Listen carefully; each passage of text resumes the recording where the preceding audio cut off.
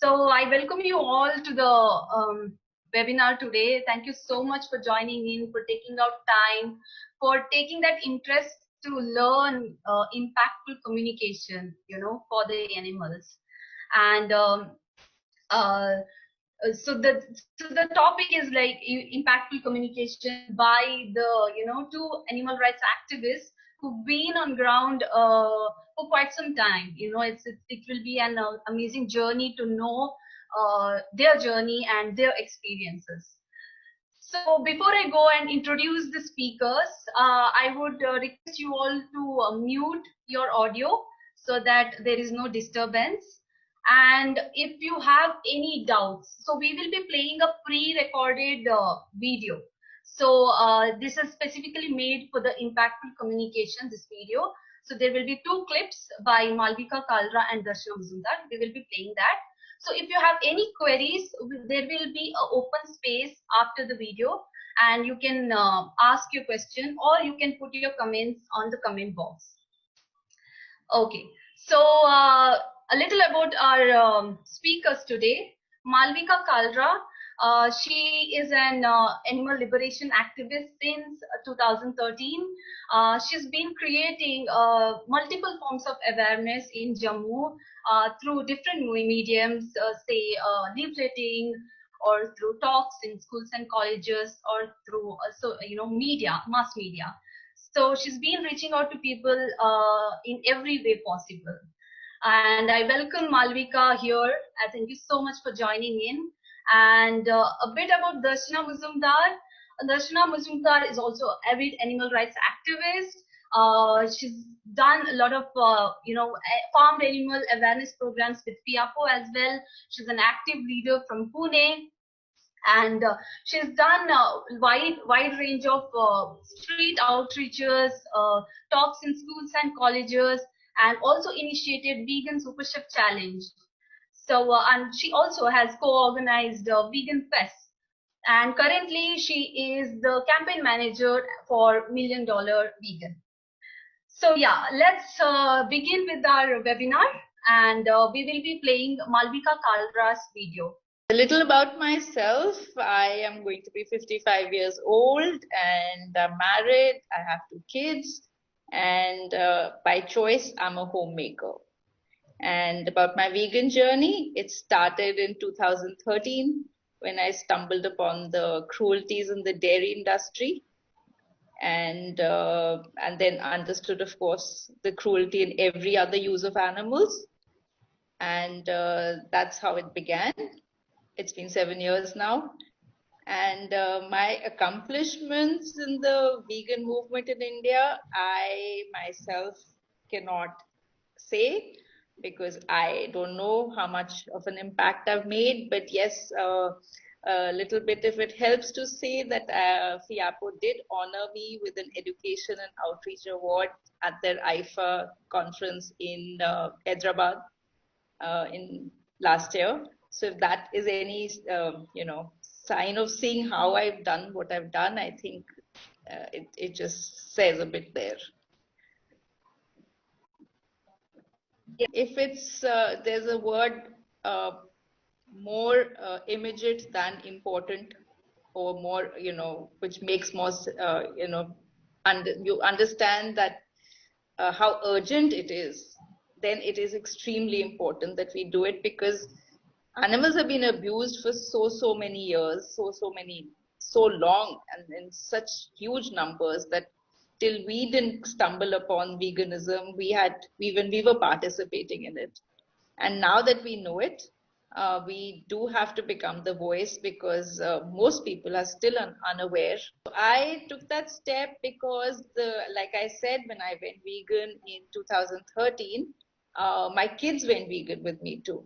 So that kind of really motivated me that it is, if you don't know something, you are not aware of it. But once, so that's why it's important. But when you know it, at least you have a choice to not participate in what you've been doing. So that's why I realized that the more awareness we create, the chances that more people will go vegan will obviously increase. I use a very non-confrontational approach. So I make it soft because maybe that's the way I am. I am not a very aggressive person. And I also feel that, so that for me is the right way to do it because that's the way I am. So I'm not going to be saying that there should be, this is the right way to do it, because at times you can turn around and say that this approach is too soft and it won't make a difference. But then you cannot, move away from your nature and take up something else. So, so far that's the approach that I've taken, a very soft approach. Yeah. Actually, I would say that in the 7 years that I have been vegan and trying to do my activism, I have been reading up a lot. So at the back of my mind, it is all there. So when I sit down to write, all that knowledge that I've gathered over the time actually just comes to me. So that's the way I do it. So it's not like I sit down right then and prepare, but it's just because I keep updating myself on all what I can gather is what then helps me to just put it down in words. I would say that I am lucky to be in a small town. And you know how small towns work, where everybody kind of knows everybody. So that way it was very relatively easy for me to approach media houses. The other thing also is because they're looking for fresh ideas and fresh news. So that is what actually the two things helped me reach out to the media. They were also different from each other. I was actually able to call the media to attend those events. Because events are the only time when the media will actually come to cover them. Like for them, they're a news item. Now, what happens is because they were so exciting and different, and the idea of vegan activism itself was so new. So I could get these media houses interested to come and see something. It carried more weight because of it being a national event. It carried more weight because it was by an organization of that level. So I would say that, and like I said, so the freshness of those events, everything added up together, and they used to come like after every 6 or 8 months. So there was continuity in it. So all those factors actually helped me build. So we did, were quite fascinated when they saw it. So the idea was that the FIAPO event was not only created with just seriousness. There was an activity in every FIAPO event, which got the people who were you doing outreach to, it got them involved in it. So it wasn't that you were talking, it wasn't like, what presentations are, where there's a one-way communication. Events were like events. They were like, there was full, participation by the audience also. So, what the media was able to do was not only get me to talk about the event, they were able to catch hold of somebody who had participated in that event and ask them questions also. So it created a kind of a broader, interesting way of reaching out to the media through these events. So I would say that, hosting events individually can reach out to local media houses so that gets covered in the local papers, also in the local languages, so that the outreach is much more. So yeah, so the way to do it is like either you just make a list of all the available media houses that you can think of, or find on you can even actually approach the local press club, and if there's somebody is willing, they might even give you the entire list of the media houses. So then you can individually approach them and get that it going then. Yeah. First of all, it was very important for me to put everything in one place because I didn't want to have it all in my mind. So it's always, even like I said, when I do my reading and research, whatever I do, I always like to write it down. My other objective was also that in case in some way, it motivates people to go through it by, if I can just elaborate on it, we have created a few pages. Like, for example, there is one on advocacy. So advocacy has all the different forms of advocacy, which I have done. But on that page, I have kind of put all our activists from all across the country, just a few of their examples, just to show everyone that anyone can do any form of activism. So similarly, then I have the activities page where we've covered like the FIAPO events or any kind of activities that I have done in Jammu. And then there is the blogs page, and the most important is the newsroom page. Yeah, so what happens is, like, suppose a paper is doing some kind of write up on getting different views of people across the community. So they'll pick up, like, a politician or an environmentalist or anyone for a women's right, a person. So they'll pick up people from different hemispheres of work. And so just to make it broader, they'll add you as an animal liberation activist. So that's where you then get that platform, which you share a platform with other people who are known in the community for the other things that they do. So, which is great because you also get recognition for being somebody or doing something which is unique and it's in a field. So animal liberation actually, or veganism, then becomes a field where people identify that, okay, like, there is this field also, and people are doing work in this field also. And in the last month, I actually stumbled upon Sushant Singh Rajput of course, in those tragic circumstances. And then I started going through his Instagram posts and the rest of his interviews. And not only was I really, awestruck to see that, one person could have so much knowledge and so many interests and dreams, but also it became for me like a learning experience, because here I was learning new words, phrases, areas of, interest, knowledge. What I would say is that I hadn't ventured out from veganism for the past 7 years. Let me be frank. There was nothing else that I would read. I had even stopped reading the newspapers and stopped watching TV news.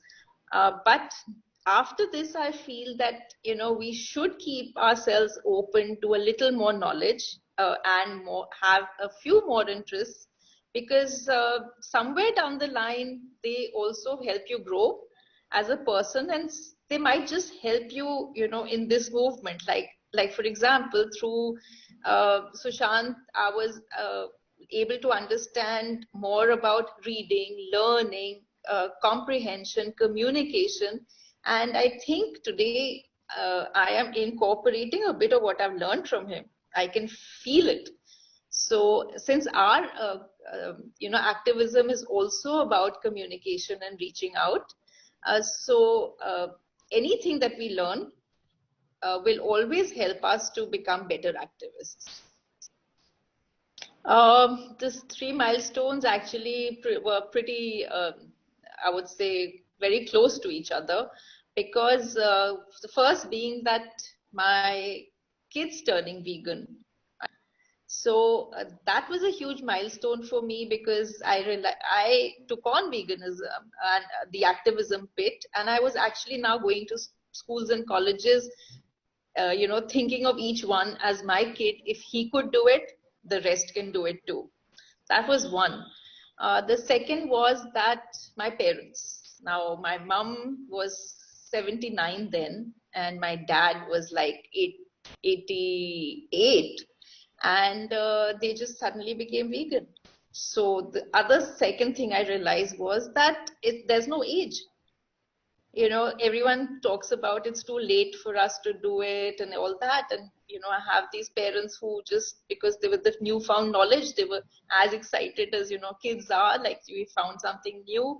And they started enjoying their soy milk and all the cashew cheese. And my friends, started avoiding me.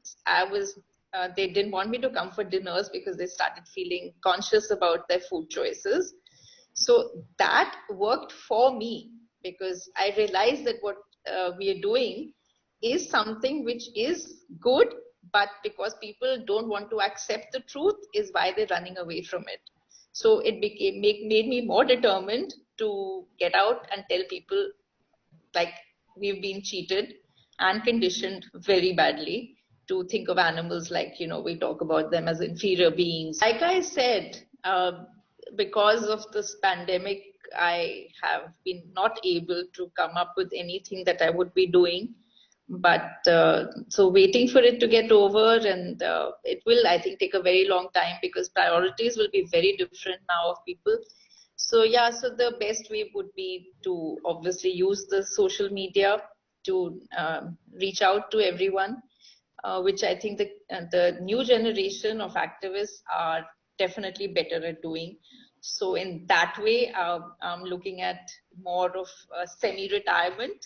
So I'm there, but I am very happy that the young people doing it, more relatable.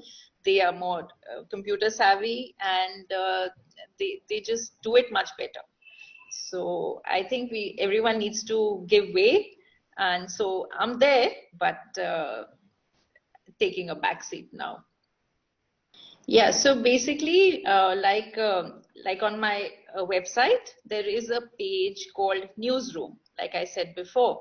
So Newsroom, basically, I have understood that there are three different ways of the three different mediums of media are broadcast, and the social media handles of media houses, and print.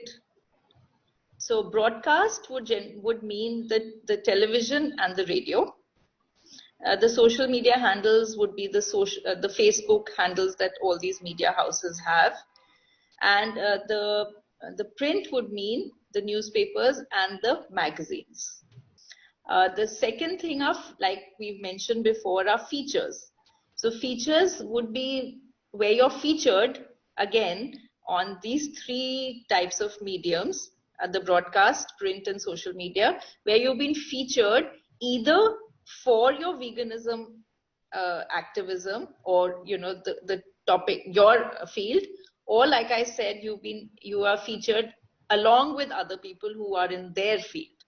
So that's the feature bit.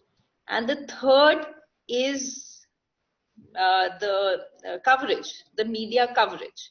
So in media coverage, like I said, events like the FIAPO events, that's when you can actually invite the media, make a press release, and then send it with a photograph of your event, which I think I have done for every FIAPO event.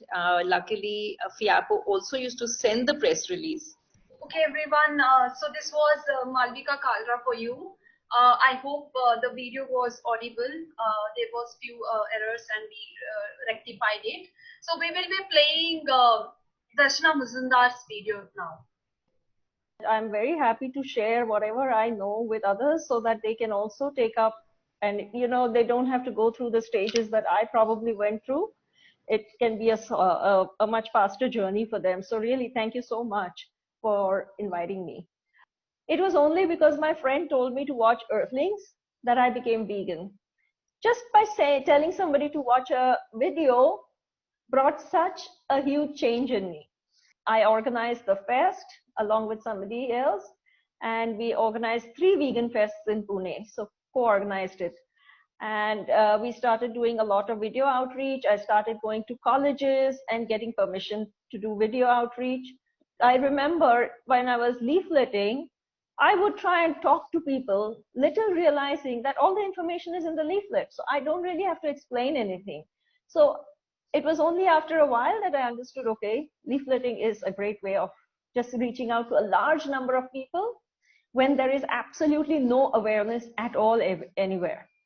So that is one of the fastest ways of getting the message out when you're in a very, very nascent stage of activism. My college mates who are principals in colleges, and I started off the Vegan Master Chef Challenge, which is now called the Vegan Super Chef Challenge. And now I'm campaign manager for $1 Million Vegan. Violence is unimaginable. The number of animals that are dying and suffering and dying due to our food habits is like just unimaginable. And just going vegan is not enough. And I realized that there must be so many people like me who needed to get information. So then how do you raise awareness? Only by, or how do you stop the violence?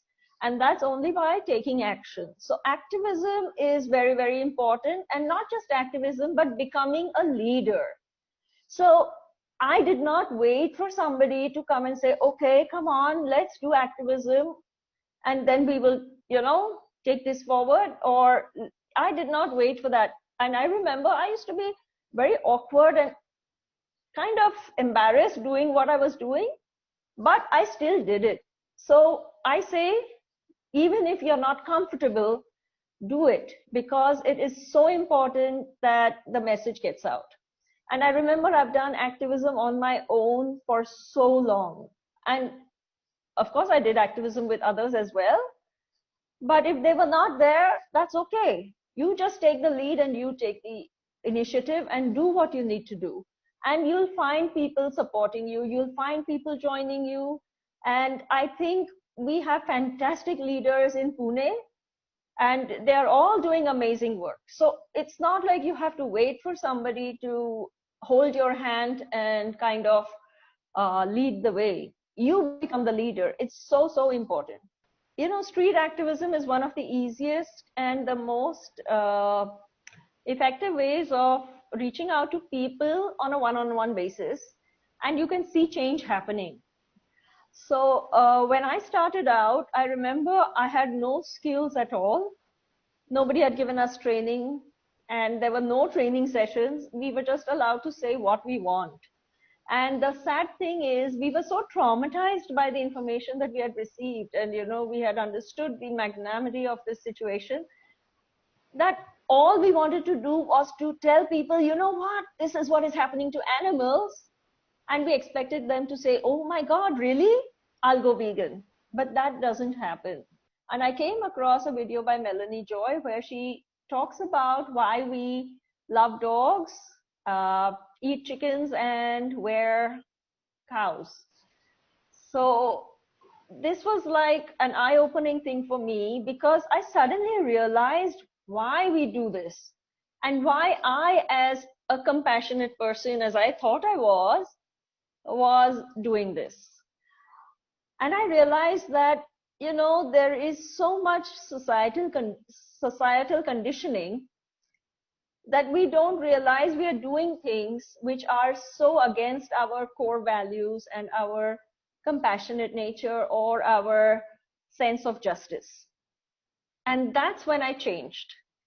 And I started talking to them in a way that they would understand, and they did not feel that I was kind of telling them that they were wrong. And you are not doing something just to prove yourself right, or you're doing it because you think this is morally wrong and it should stop, and it is against the values of human nature on the whole. So when I do outreach, I always try and remember that I am not there to fight with people. I am not there to prove them wrong. I am only there to help animals. And it is not about me and the other person and me trying to prove myself right and to prove somebody wrong, because that doesn't help animals in the end, because that person will not go vegan because I have put him in a defensive position. So the first thing to do is not to put anybody in a defensive position. Not to tell somebody that, see, this is what is happening to animals and you need to stop doing it because you are the reason for it. It doesn't help. So what we really need to do when we talk to people is, one, very, very important, to have patience. I know it's very difficult because we get frustrated when somebody doesn't understand it, but us losing our patience is us losing our peace of mind. It doesn't help animals and it doesn't affect the other person either. So the first thing is to keep your peace of mind and keep calm. You may lose patience sometimes, you may lose, it's okay, because we are all human. I have also lost my patience sometimes. I've also gotten angry, and it's okay. Don't beat yourself up for it, because we are all human beings, but don't make that the norm. Make the norm of being patient and calm. And the second thing is to validate the other person's sense of justice and compassion. So this is very, very important. And even online, I think if you're reaching out to people, do not be aggressive or be rude, and don't get personal. This is nothing to do with any person as such. It's about justice, and it's about basically justice for animals. We want to liberate animals. We want to stop the violence. So when we reach out to people, remember that facts are facts, and this is not something they're going to remember all their life. What they're going to remember is how you made them feel. So when an audience is not interested or not receptive, that's probably because there is a wall between what you're saying and what they are ready to receive. So how do you break that wall? And I think that is by reaching out to their hearts. There's one more thing that's very important, and is to understand what cognitive dissonance is. Now, what is cognitive dissonance? Cognitive dissonance is when you have certain beliefs and you act exactly opposite to what it actually would expect, your beliefs would expect you to behave.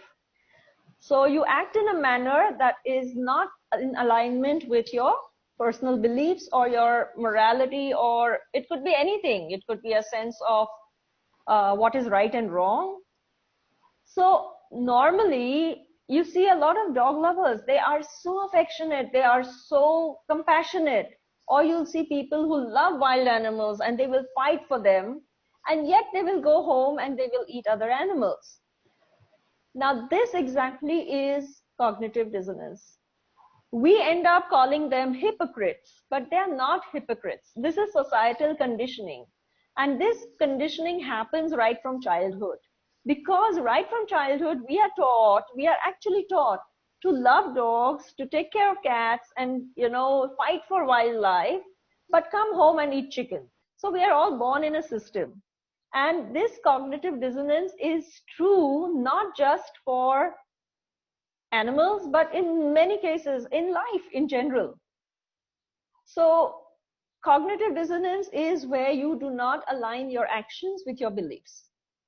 And we have to understand that most of us are part of this system. It's only when we wake up suddenly that we start questioning it and we say we don't want to be a part of it. Sometimes when you're doing outreach and you're talking with somebody, what happens is the other person gets very triggered. He gets triggered by, you telling them that, oh, this is not something we should be doing. However nicely you might put it, and however patient and calm you might be, it might trigger something in that other person. Now, we don't know what that trigger is. Maybe it is conditioning of maybe tradition, or maybe it's his religion, or maybe he came from a farmer background, or he has a restaurant business, or he just loves it so much that he doesn't want anybody to tell him that it's wrong to do it. And that is something that the other person might get aggressive about. But when you're doing outreach, maybe you can remember to think about it. Say, okay, I'm here for the animals, and I'm going to be here only for the animals. And this is not about me or him or her, and it is about the animals. Understand that something has triggered him, and his emotions are in charge. He is not in charge. And then you try and say, okay, fine, I will calm down. I will not become aggressive. and try and understand him and end the conversation if you cannot control it. End the conversation as fast as possible. We have to realize that we are talking to people for the first time. They have not heard what you have to say. So if they ask you the question, be patient. Now, if you think that you cannot handle this kind of, repeated question by different people all the time, take a break. Take a break of 10 days, 15 days, whatever it needs for you to be aligned again with activism, and then you can respond again. So sometimes I have even taken a break from leafleting, because I used to do leafleting all the time. And then after some time, it just gets too much. And even though you know that, okay, this needs to be done because there are so many animals suffering, you need to take care of yourself as well. So take a break if you cannot handle it, and let somebody else handle it. You can pass on that person to somebody else and make sure that, his questions get answered. So a lot of misconceptions are out there because of the advertising of these animal exploiting industries. So we need to be sure that we are there for the animals and keep our calm and be able to respond. So the best satisfaction I get of doing activism is neighborhood activism or activism on the go. So I do activism wherever I am. It doesn't matter where, and most importantly in my neighborhood. So what is neighborhood activism? Reaching out to your neighbors. Simple. So how do you do that? My major way of doing it is by leafleting. And the minute I leaflet, some of them want to know what it is, and I start a conversation.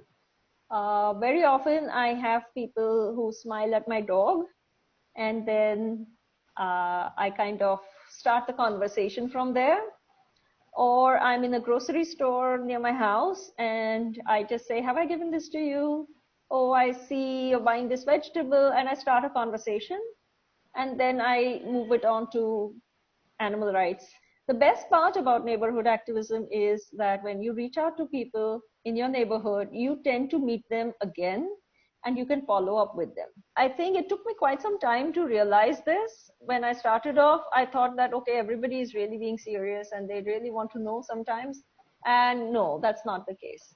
So if you're smart, you'll come to know that they're just trolling you and they're just arguing for the sake of arguing. That's it. They don't want to know. They don't want to change. They have made up their minds not to change. And this is whether you're doing street activism, neighborhood activism, or online activism. And I have come across these kind of people. Initially, I used to continue the conversation and try and prove my point. Now I don't. So now I just say, okay, fine, and I go on.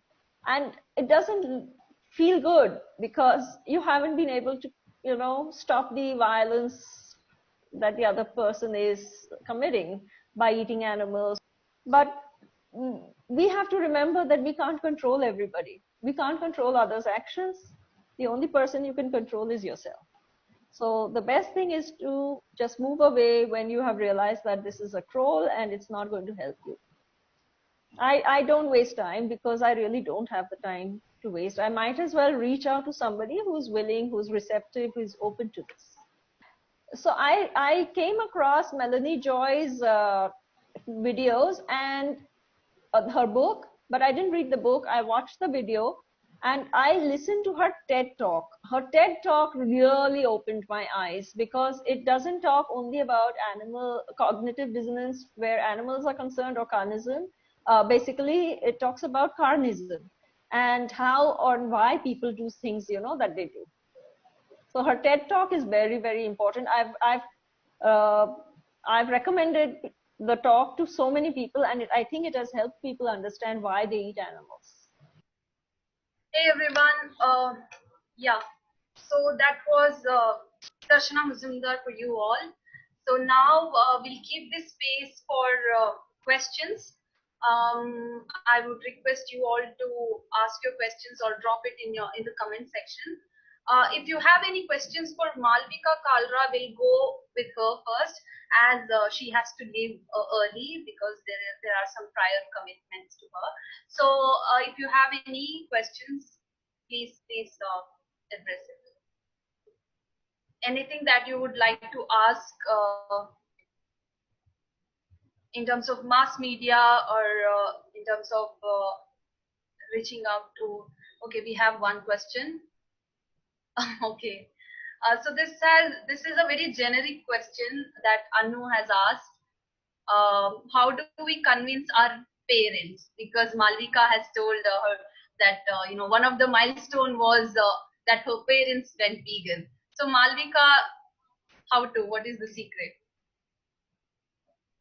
Your audio is on mute, Malvika. Now can you hear me? Yes. Okay. So with my thing was that since I wasn't a kid who had to convince my parents so that I could go vegan, it was the other way around. They were like my kids who I had to tell them to go vegan. I was in that position, but I can imagine where you're coming from. So the thing is that it would take time because after all, they have also been conditioned into thinking that, being non-vegan is the right way to be. So it will take time, but you can, do it around slowly, show them maybe some videos and show them the benefits of being on a vegan diet and things like that. You can work your way around, talk to other kids who have managed to convince their parents. So that will be a good way to go about it. I hope that has helped Anu to understand it better. Sarita also had the similar question. Okay, we have one more. This question is for Darshana. We will take it later on. If anyone has any question for Malvika, then that will be appreciated. We will go to Darshana next. Okay, so we'll go ahead with Darshana. Yeah, there's one more question for Malvika.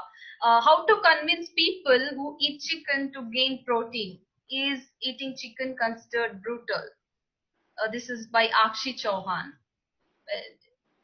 So what was it? So it's a very generic question again. How to convince people to eat chicken to gain protein?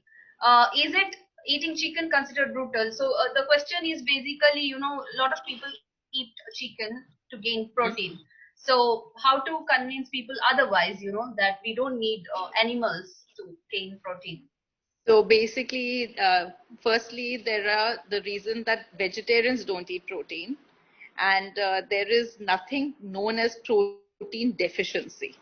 So that's one very good point that you have calcium deficiency, you can have iron deficiency, B12 deficiency, but protein deficiency only somebody who eats very little will have it. So one thing is that you do get protein from every food that you eat. You don't have to eat chicken to get protein, and all vegetarians do get enough protein. That's one thing. The other thing is that this protein story has been hyped up. So if you look at the truth, our body actually needs very little protein. And when we eat chicken and other meats and other animal products, we get too much protein, which again has more issues. And one of the other things is that it is animal protein versus plant protein. So animal protein is not good for us. And also animal protein always comes with cholesterol, saturated fat, and all what is wrong with eating the animals.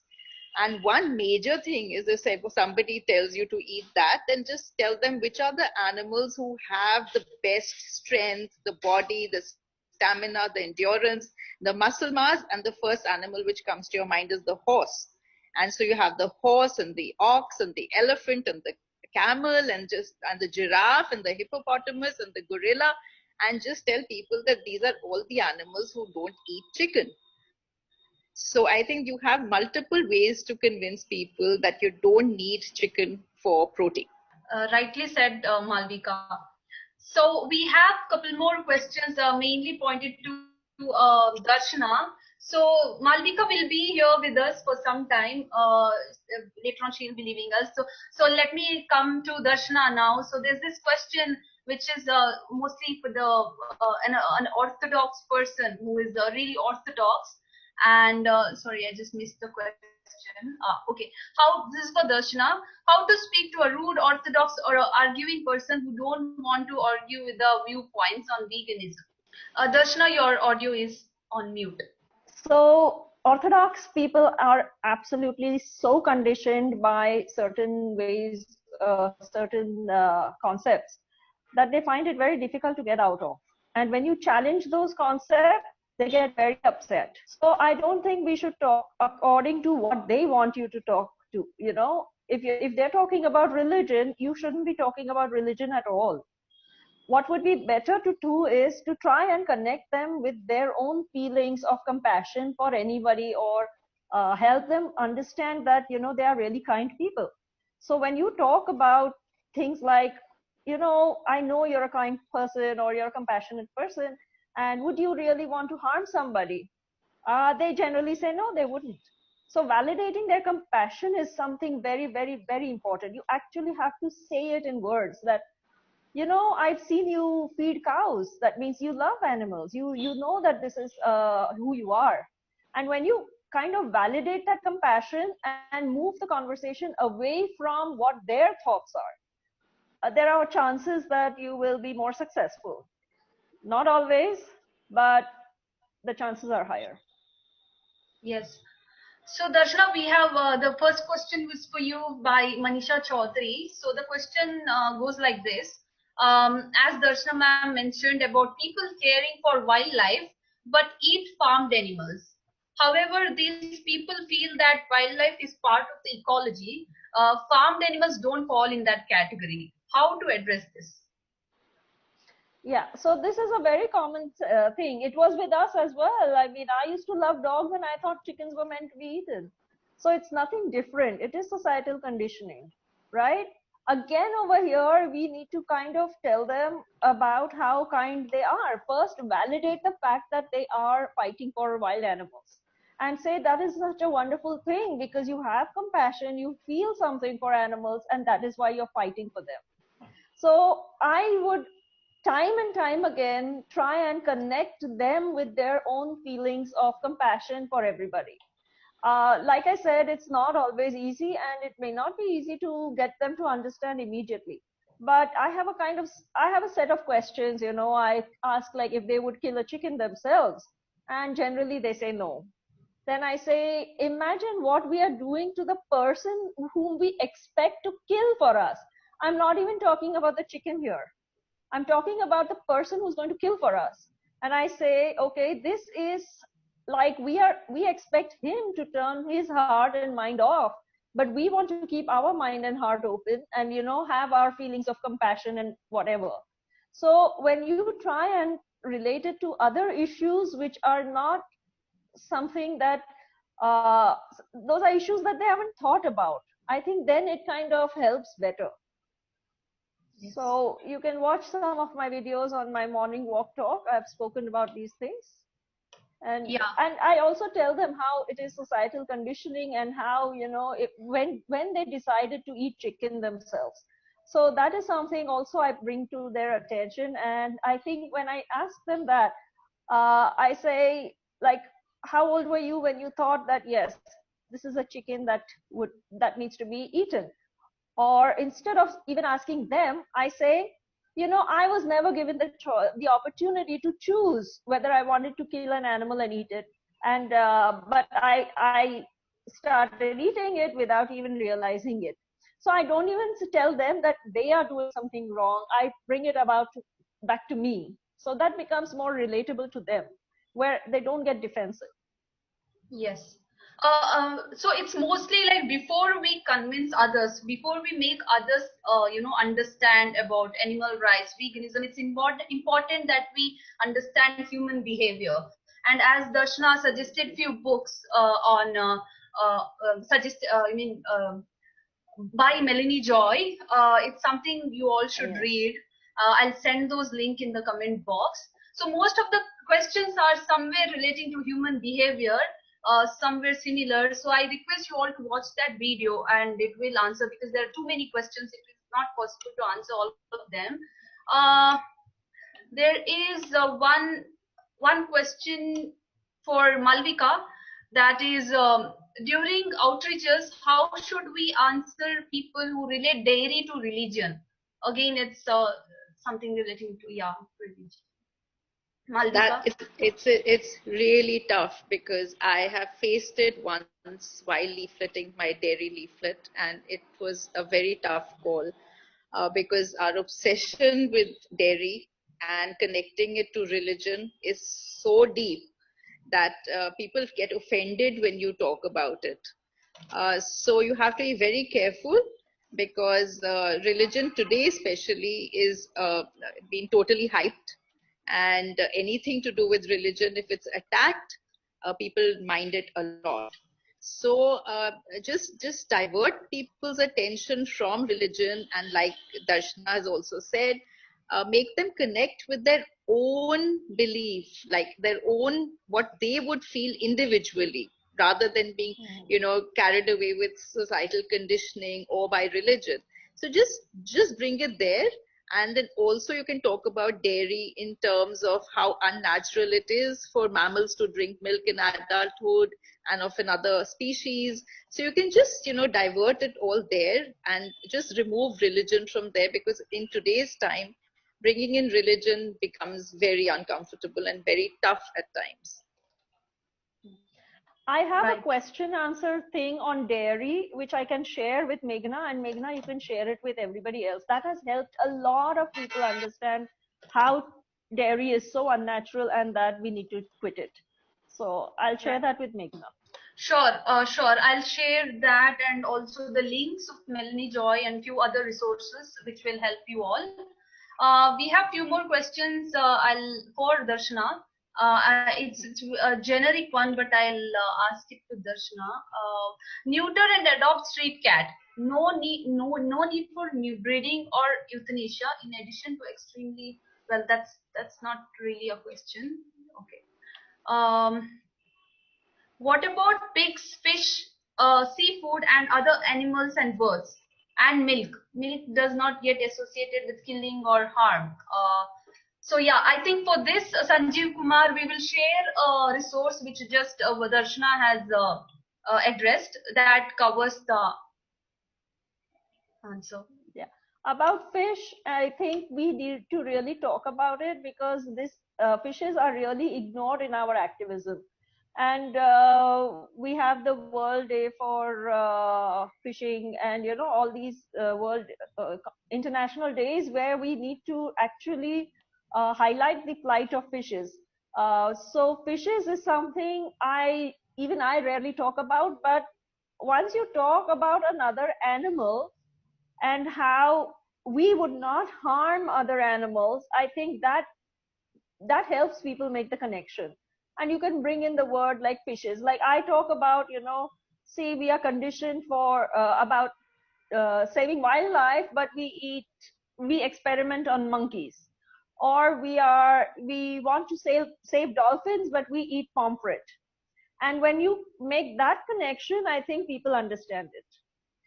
Darshana, there's one more question on companion animals. Should we adopt and breed cats who are obligated carnivores, or should we neuter, euthanize feral cats and ban their breeding?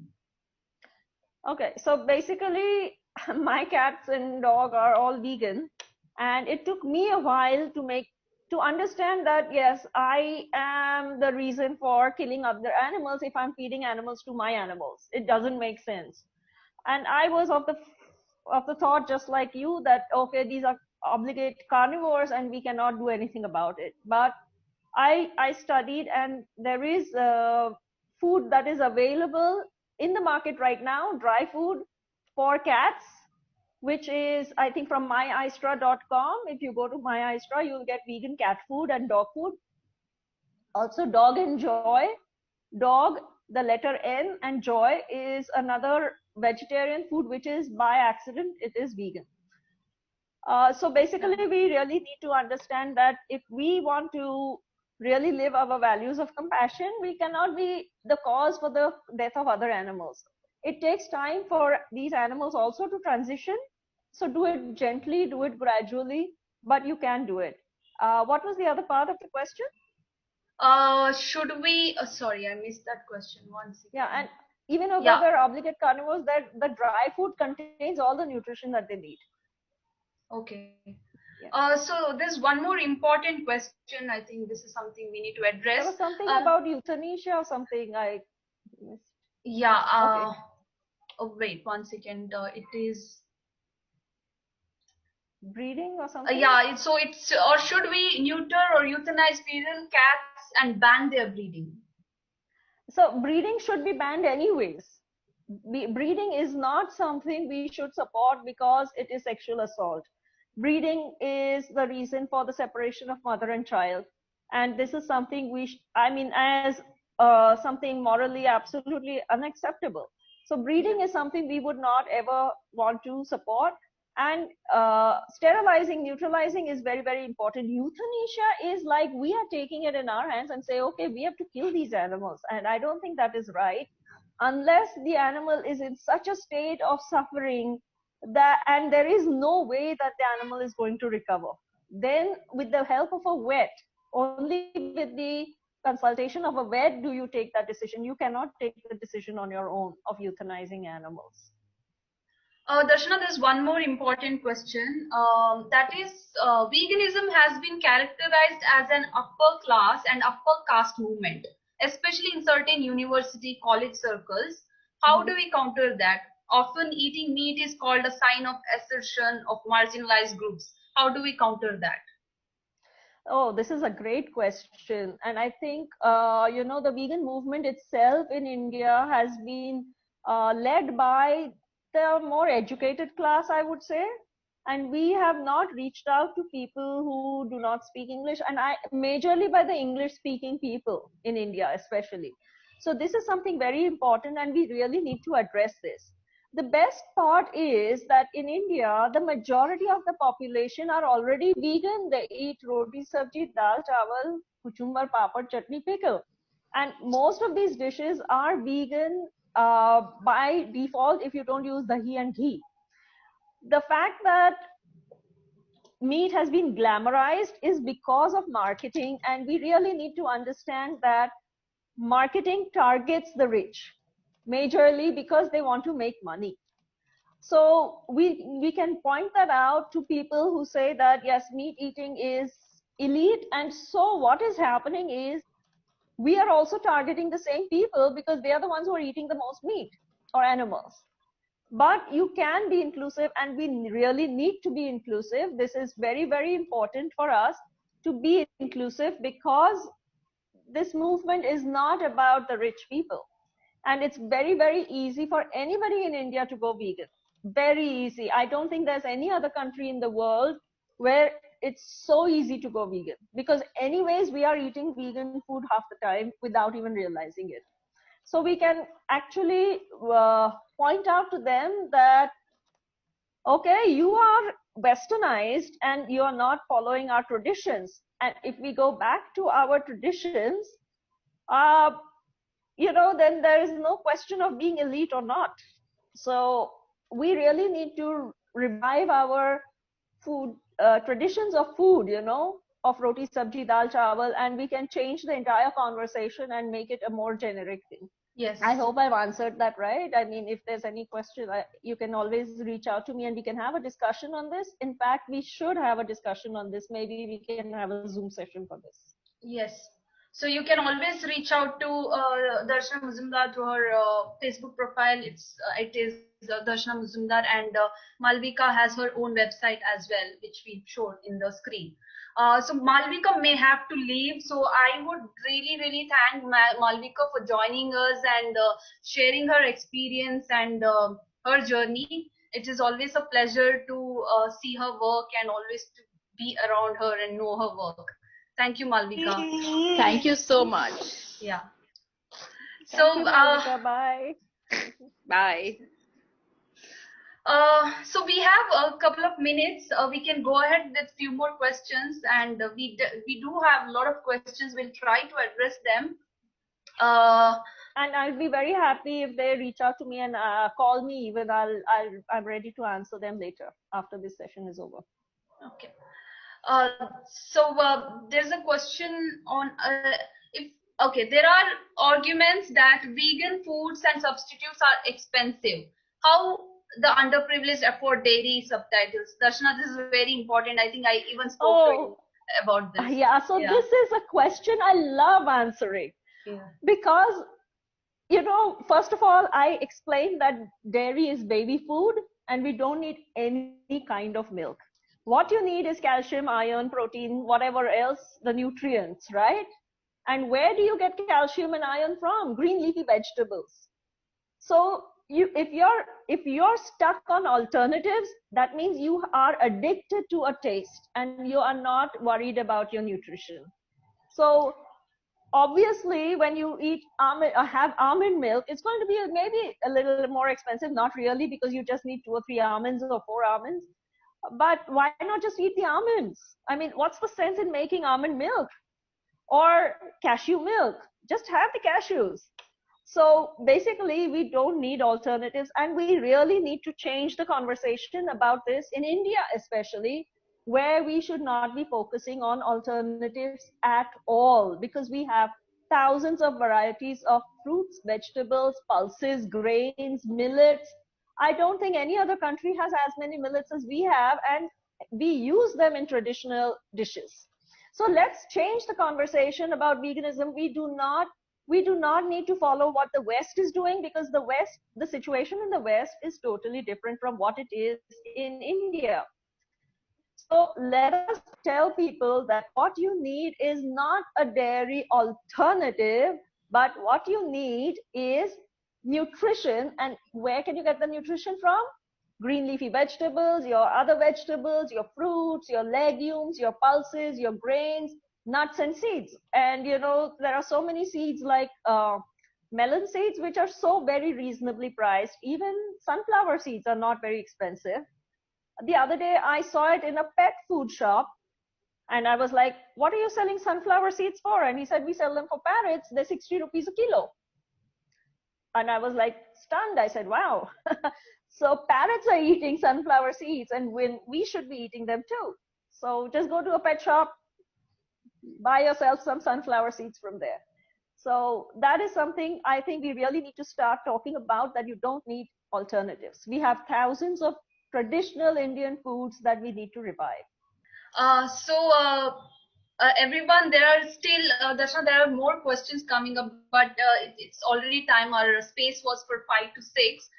So we need to wind it up. If Darshana, you can provide any contact, like your Facebook ID or mail ID, if I can provide them through mail, and further questions. Please do.